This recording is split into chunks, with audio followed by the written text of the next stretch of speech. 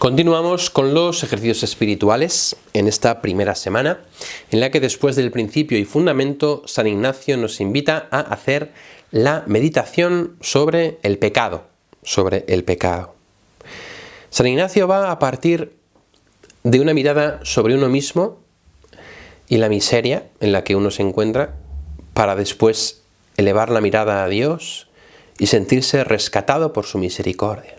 Por tanto, los ejercicios espirituales tienen una estructura psicológica en la cual, después de ver el principio y fundamento, después de ver para qué he sido creado y después de proponerme un camino para enmendar y dejar aquellas cosas que me impiden llegar al fin para el que he sido creado, entonces me vuelva hacia mi propio pecado, hacia mi miseria, hacia mi pobreza, para después levantar la mirada a Dios y darme cuenta de que le necesito, de que necesito de su misericordia.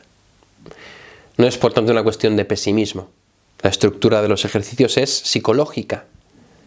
Uno que es criatura y que es pobre cae en la cuenta de que necesita a Dios cuando ve su pecado. Y entiende lo que es la misericordia de Dios solo cuando entiende lo que es el pecado. Qué importante es esto, porque fijaos que en nuestra época en la que la devoción a la Divina Misericordia se ha extendido tantísimo, no hablamos del pecado. Y si no hay pecado, ¿para qué sirve la misericordia? ¿Qué sentido tiene? ¿Qué finalidad tiene? Ninguna. No hay misericordia sin pecado. No hay misericordia sin miseria. Por eso San Ignacio, que es muy listo, lo primero que va a hacer es que meditemos en nuestra miseria, que nos hace conscientes de nuestra pequeñez y pobreza y de lo necesitados que estamos de Dios. Y para desde ahí poder comprender la misericordia. La misericordia. No os he dicho, perdonad, disculpad, no os he dicho los números de los ejercicios, A partir de ahora os voy a decir para que si alguno tiene el texto de los ejercicios lo pueda seguir. Yo cuando lo leo hago una traducción al castellano actual, porque está en castellano del tiempo de San Ignacio, siglo XVI, ¿verdad? Vamos a coger los números 45 y siguientes de los ejercicios espirituales. Meditación con las tres potencias, sobre el primero, segundo y tercer pecado. Aquí San Ignacio nos va a traer a consideración tres pecados. ¿Cuáles serán? Ahora lo veremos. Antes de nada nos dice San Ignacio, número 46, que hay que hacer una oración preparatoria. Esta oración preparatoria va a ser la misma para todas las meditaciones. La oración preparatoria es pedir gracia a Dios nuestro Señor, para que todas mis intenciones, acciones y operaciones estén puramente ordenadas en servicio y alabanza de su divina majestad. Es decir, sería: Señor, te pido la gracia para que todas mis intenciones, acciones y operaciones estén puramente ordenadas en servicio y alabanza de tu divina majestad. Es que tú hagas esta oración antes de ponerte a la meditación. Llegas al sitio y entonces le pides al Señor esta gracia. También yo te invitaría a que invocaras al Espíritu Santo, Además de hacer la oración preparatoria, pedir gracia al Señor para que todas mis intenciones, acciones y operaciones estén puramente ordenadas en servicio y alabanza de su divina majestad. También yo te invito a que invoques al Espíritu Santo. Después San Ignacio va a proponer dos preámbulos que nos valen para todas las contemplaciones. La oración preparatoria para todas las contemplaciones y los dos preámbulos para todas las contemplaciones. El primer preámbulo es composición viendo el lugar, es decir, con la imaginación, imaginarme a Cristo nuestro Señor, el cual es visible. La composición será ver con la vista de la imaginación el lugar corpóreo donde se halla la cosa que quiero contemplar, así como un templo o un monte donde se halla Jesucristo, Nuestra Señora. También puede haber una composición de lugar invisible. En este caso, por ejemplo, cuando vamos a contemplar los pecados, pues la composición de lugar no será visible, sino que será invisible. Cuando yo contemple el lavatorio de los pies, la composición viendo el lugar será visible, porque imaginaré el lugar, el lavatorio, la jofaina. Cuando haga la meditación para alcanzar amor, el preámbulo será invisible, porque voy a ver todos los beneficios recibidos en mi vida. No será, utilizo la imaginación para hacer la composición del lugar, viéndolo corpóreamente, si es que es una meditación corpórea, o invisiblemente ver con la vista imaginativa aquellas cosas en las que voy a contemplar, ¿vale? Y el segundo preámbulo es demandar a Dios lo que quiero, una petición concreta que tenga que ver con lo que voy a contemplar. Dice, por ejemplo, si es de resurrección, pues demandar gozo. Si es de pasión, demandar pena, lágrimas. En el tema del pecado es demandar vergüenza y confusión de mí mismo. Por lo tanto, primero, la oración preparatoria. Pedir gracia a Dios nuestro Señor para que todas mis intenciones, acciones y operaciones estén puramente ordenadas en servicio y alabanza de tu divina majestad. Luego, el primer preámbulo, composición con la imaginación viendo el lugar, sea corpóreo, sea imaginativo. En segundo lugar, demandar lo que quiero, si es gozo, alegría, pena, corrección. Como vamos a contemplar el pecado, pues aquí el primer preámbulo, la composición viendo el lugar, es considerar de un modo espiritual la fealdad del pecado. El segundo es demandar lo que deseo. Aquí va a ser demandar vergüenza y confusión de mí mismo, para poder arrepentirme de mis pecados. En el número 50 está el primer punto. El primer punto es traer la memoria sobre el primer pecado, que fue el de los ángeles, el pecado de Satanás. Entonces, meditar sobre eso, meditar sobre el pecado de los ángeles. Sobre el pecado de los ángeles, bueno, hay muchas teorías, ¿verdad?, que nos dicen pues que si los ángeles pecaron porque quisieron ser como Dios, o que los ángeles pecaron porque tentaron al hombre. En cualquier caso, el pecado del ángel es el pecado de Satanás y los suyos. Podemos ver Apocalipsis 12, en el cual se nos habla de ese gran dragón que quería devorar al hijo de la mujer, que con su cola barre 1/3 de las estrellas, y el combate entre el arcángel San Miguel y el dragón. Podemos leer ese texto y con la vista imaginativa imaginar ese pecado del dragón, ese pecado de Satanás, ese pecado de los ángeles, ese primer pecado, que desencadenó todos los demás pecados, porque como sabemos a los primeros hombres quien les tentó fue el demonio, y por lo tanto es el primer pecado, el primero de los pecados y la causa de todos los demás. Podemos, por tanto, en el primer punto meditar sobre el pecado de los ángeles. Hay un texto en el libro de Ezequiel, no recuerdo ahora mismo el capítulo, en el que también se nos habla de la caída de Satanás. No sé dónde tengo la Biblia. Aquí. La verdad es que no sé exactamente dónde está. Dejadme que a ver si lo encuentro así de una tacada. Pues no quiero deciroslo mal, y si no, os lo digo enseguida, ¿vale? Ezequiel 28. Ezequiel 28, que es la recriminación al príncipe de Tiro,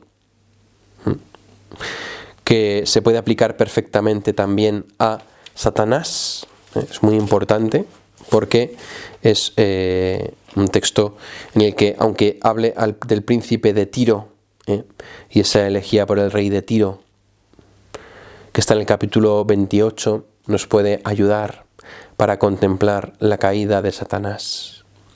Os leo el versículo 17, por ejemplo. Por tu belleza tu corazón se hizo arrogante, el esplendor echó a perder tu sabiduría. Por eso te arrojé sobre la tierra y te entregué como espectáculo a los reyes. Con la gravedad de tus culpas y la corrupción de tu trato, profanaste los santuarios. Por ejemplo, habitabas en el Edén, en el jardín de Dios. Eras un dechado de perfección, lleno de sabiduría y acabada belleza. Fue irreprensible tu conducta desde el día de tu creación hasta que se descubrió tu culpa. Ezequiel 28, tenemos aquí un texto que, aunque se refiere originalmente al príncipe de Tiro, también lo podemos aplicar al pecado de Satanás. Apocalipsis 12 o Ezequiel 28. Son textos que nos pueden ayudar para meditar sobre el pecado de los ángeles. El segundo punto es el segundo pecado, que es el pecado de Adán y Eva, el pecado de los primeros seres humanos, que viene consignado en el capítulo 3 del libro del Génesis, en la famosa historia en que la serpiente tentó a Adán y Eva y les hizo caer, les hizo pecar, les hizo desconfiar de Dios. Está el árbol del Edén, el árbol del conocimiento del bien y del mal, y a su lado el árbol de la vida. El hombre podía comer del árbol de la vida, pero tentado por la serpiente elige comer del árbol del conocimiento del bien y del mal. Son símbolos, no es una fruta, no es una nectarina.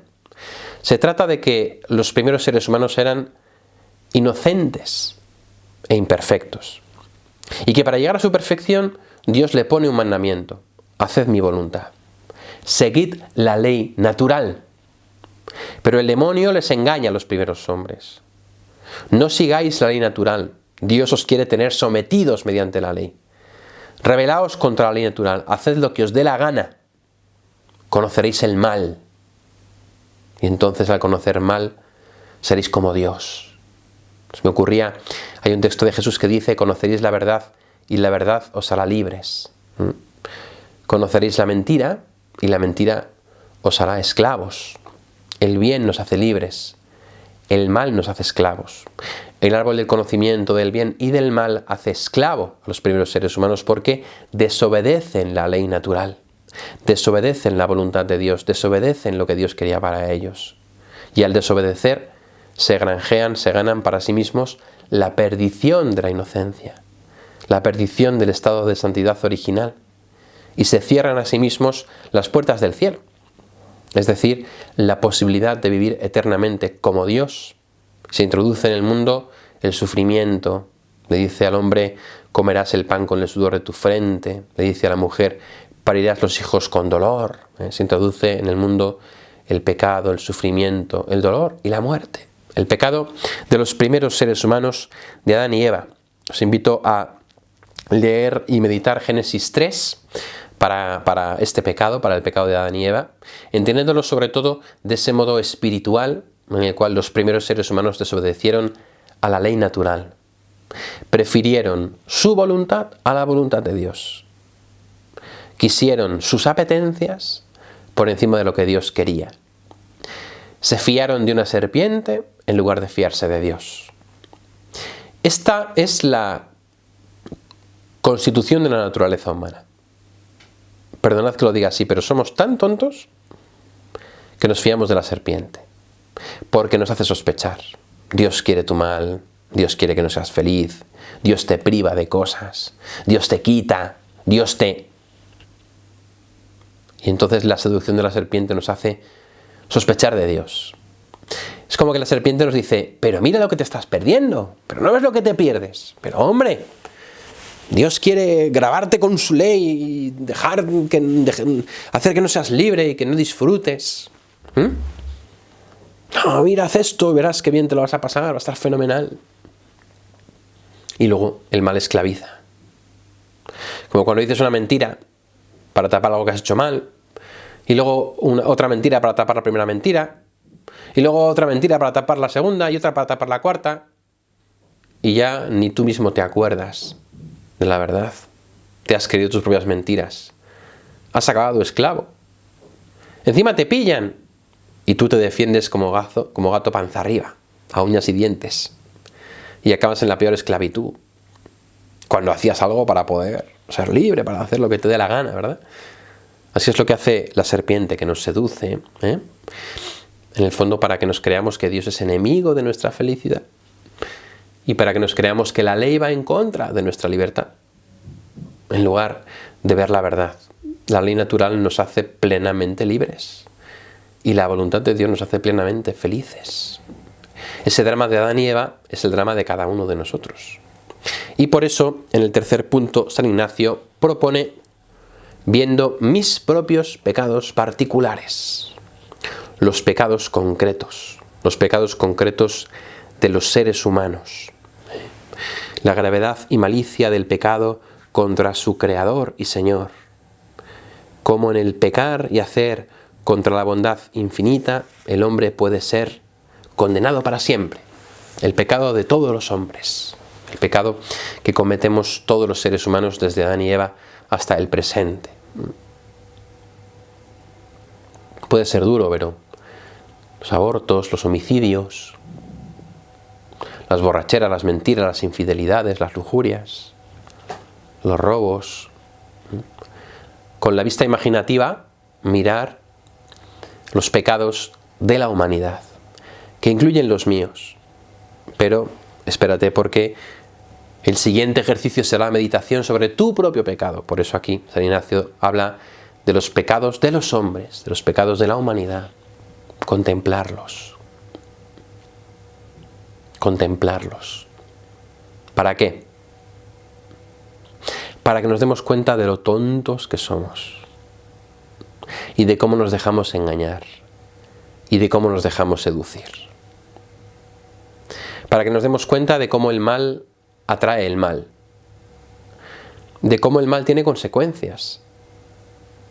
Cuando una persona pega a otro, le hace daño, cuando un hombre le es infiel a su mujer, la hiere y hace pecar a otra persona. Cuando una mujer o un hombre consiente en el aborto, el corazón de Dios es herido. Se trata de ver la fealdad del pecado, de sentir asco del pecado, de sentir repugnancia del pecado, y de ver lo tontos que somos cuando nos dejamos seducir por él. De manera que queramos lo que Dios quiere. Que queramos lo que Dios quiere. Y por último, propone San Ignacio en el número 53 hacer un diálogo, un coloquio, imaginando a Cristo nuestro Señor delante y puesto en cruz. Hacer un coloquio, un diálogo, cómo de creador ha venido a hacerse hombre y de vida eterna a muerte temporal, y así ha venido a morir por mis pecados. Por lo tanto, hablar con Cristo en la cruz. Dialogar con Cristo en la cruz. El coloquio, el diálogo, se hace propiamente hablando así como un amigo habla a otro siervo o a su señor, pidiendo alguna gracia, culpándose por algún mal hecho o contándole tus cosas, pidiendo consejo. Eso es el coloquio, el diálogo. Hablar como un amigo habla a otro. Hablar como un amigo habla con su amigo, pidiéndole gracia, culpándome, comunicando mis cosas, y rezar un paternoster, un Padre Nuestro. Por tanto, saca este tiempo de oración, haz los preámbulos y medita el pecado de los ángeles, Apocalipsis 12, Ezequiel 28, el pecado de Adán y Eva, Génesis 3, y el pecado de los hombres, de los seres humanos. Después haz este diálogo con Cristo crucificado y reza un Padre Nuestro. Gloria al Padre y al Hijo y al Espíritu Santo, como era en el principio, ahora y siempre, por los siglos de los siglos. Amén.